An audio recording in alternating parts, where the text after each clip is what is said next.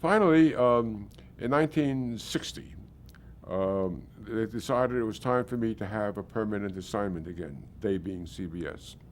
And they offered me my choice of two assignments. One was to be at the United Nations as regular UN correspondent. The other was Germany. I chose Germany. 1960, I showed up in Bonn, replacing Dick Hotlett, who had been a correspondent for several years. No, sorry, replacing Ernest Leiser, who had been correspondent before then, after Dick Hotlett. And the result of that was that I was in Berlin when the wall went up. That was 1961, August.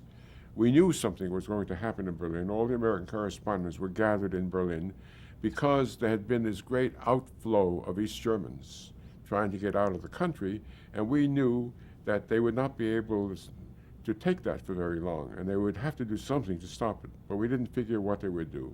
We thought they might blockade West Berlin, God knows what. In the end, what they did do is to blockade themselves.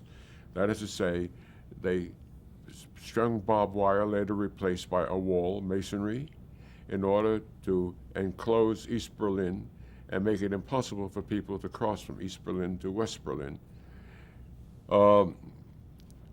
It was really very strange to be awakened in the middle of the night one night, August 13th, staying at a hotel in Berlin, and my cameraman called me at 3 o'clock in the morning and said, "You better come down and see what they're doing here to sector border."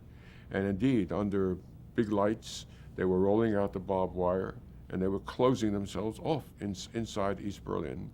It was probably one of the biggest stories that I ever covered in that period.